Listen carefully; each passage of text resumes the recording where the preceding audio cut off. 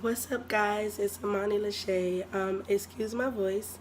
It is like 2 o'clock in the morning, and I got a phone call that, oh my God, you're on TV, and I'm like, what are you talking about? Like, I haven't, I didn't plan to be on TV for anything. So what are you talking about? So I'm thinking like, oh, maybe I got caught like in a news segment or something. But guess what? We have Armani Singletary here to share a little bit of her experience with domestic violence and how she overcame it. So what's good, Amani? How you been? Good. How are you? I'm good. So how long have you been a resident in DC? I was born and raised. Well, I was born in DC, and I pretty much kind of claimed North Carolina as my home Yeah. because I went to middle school and high school there, and then I started my career there as well. And so I'm recently back into DC for the past maybe 5-6 years now. Mm-hmm. Yep. So can you give me a timeline of your whole situation with domestic violence and who exactly played a role in it? So for me, mine started when I was about the age of 8 or 9. Mm-hmm. And it happened with me with my, I guess you could say he was more of an uncle figure to me. So he was my mother's best friend's husband. That makes sense. Sort of. I think I got It's that. confusing, but yeah. And so it started at the age of 9, and it happened twice, so 9 and 10. And then after that, that was it for me. And after that is actually when I relocated to North Carolina. So. Okay. So can you give us a brief description? That's up to you. If you want to get into details or not about an incident, whereas he had a interaction with you. Mm-hmm. For the first incident for me, it was kind of awkward, of course, because he was my uncle, or considered for me my uncle. And it happened. He picked me up from school one day, and it happened at my house actually. So I went in to change my clothes from my school uniform to play clothes, and I was going to go back to his house where I would play with my cousins and wait for my mom and my aunt to pick me up. Mm-hmm. And it happened at my house. I don't know if I should go into detail, yeah, but it was really traumatic for me because, for one, that was the only man for me that was, I guess, male figure in my life at the time, because my father was away and my mom was a single mom working 2 jobs. So he was supposed to be the person to take care of me until I got back to his house, where his wife would take care of me until my mom picked me up. So for me, it was just really confusing because at the time I'm already going through, my father's away in jail. So I'm trying to process that. And then the one man that I did, I guess, take on as the next father figure for me took everything away from me. So that was really, it put me in a really confusing state because I couldn't really understand it, on top of him making me think oh, your mother doesn't want you here, That's crazy. Yeah, so it was really confusing. It was just, I would definitely say my life took a total 360 at that moment. So when it happened, because over time, we mature and our thinking changes. So when it first happened, and you was young when it happened, so what was going through your mind, what emotions were you feeling? I don't think, it's odd, I was really numb. I don't think I felt anything until I got into high school, because when it happened, I didn't say anything. So I didn't say anything until I turned 19. So 9 years later is when I finally said something to my mother. And at that point, it was kind of I'm trying so hard to figure out what it is that I want to do, what direction I'm going in, how am I going to get there. And I felt my life just kept snowballing. I couldn't figure out anything. And so at that point, it was okay, well, maybe if I just say something, this would be not swept under the rug, but kind of it'll help me. You know how it's a roadblock. And so maybe if I get over this hump, maybe I can continue to go forward further. And I actually was able to. Lately, or maybe in the past, have you actually communicated with him? Have you seen him before? After it happened, like I said, I moved to North Carolina, so I didn't really spend any time here that much. And I had moved with my grandmother. I did come back on, school breaks. Yeah. And I saw him one time after that, and it was really, really awkward. And I really tried to avoid him. So it wasn't really much of a conversation between him and Right. I. But I didn't see him again until we went to court.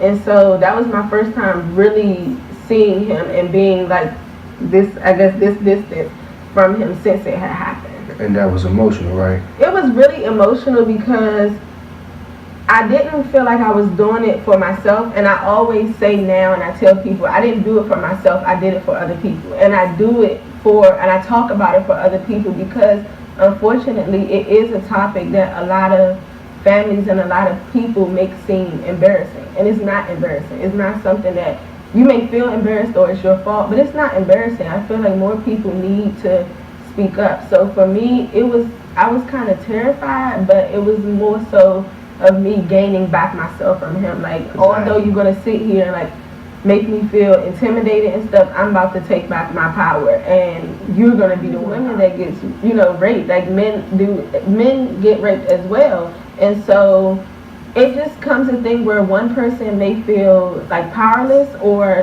one mate may play more of a dominant role, and they may do things to the other mate that makes them feel like, afraid or scared. And so I think that's kind of how it starts, and then the person just may feel stuck, like they can't say anything, or the love or whatever is holding them in the relationship. They kind of just go on with it, and they don't claim it as sexual assault. They just claim it as, I don't know.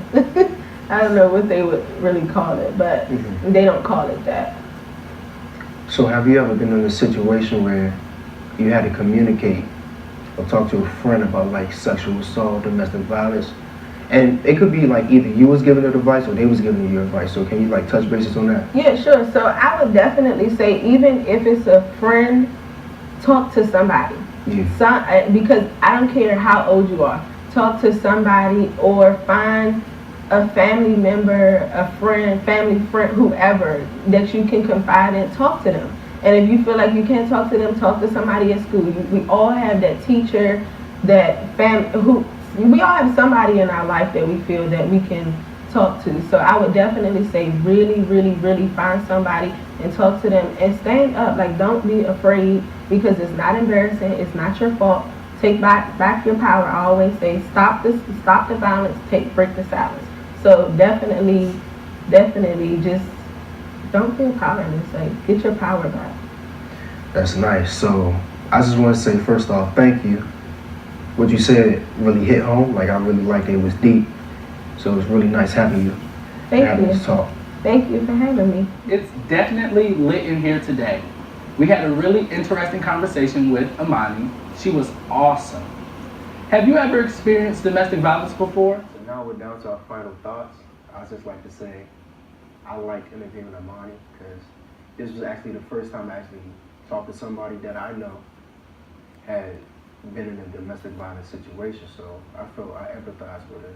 Now, what she said was like heartfelt, so it really hit And deep. this makes me really emotional because you guys don't know how long I've been like fighting and telling my story, and then to like see me on TV sharing my story is like amazing. So there's a TV show in DC called Counter Stories, and it's like a teen summit. So they come together and they talk about relatable topics going on in the world. I want to say just the DMV, but in the world. And the cool thing about it is that it is teens talking about it. And so, which is like really rare. Like, you don't really hear teens talking about like real topics. So at the beginning of the summer, Harley Morgan, which is the producer of the show, asked me would I mind doing an interview. So I'm like, of course, like I would love to share my story. That's what I do. Like, I'm all about advocating for rape awareness and domestic violence. And so when I got the phone call that you're on the TV, I'm like, what the heck? Like, I'm literally like racing, going through my mind, like trying to figure out where could I be on TV at? Like, where the heck could I be on TV?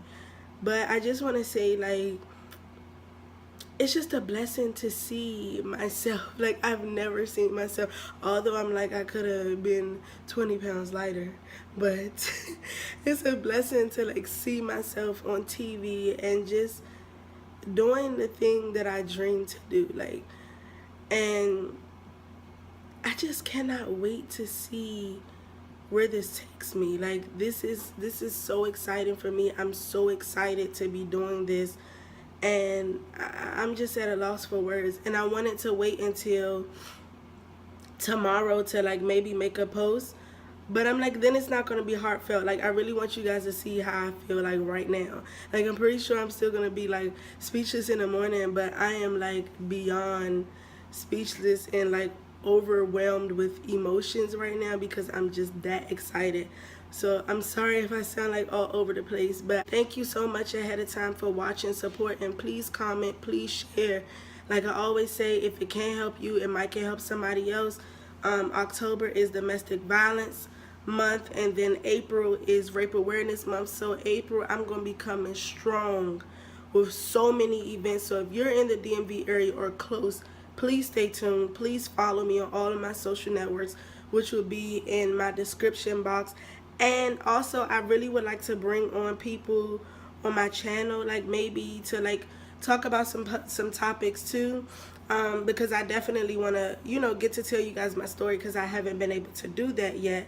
So if you're one of those people that's interested, like, let's get this going. Like, let's keep advocating and talking about the things that need to be talked about in the in our community, period, like especially in the Black community and as young Black professionals. So stay tuned. I love you guys, and good night.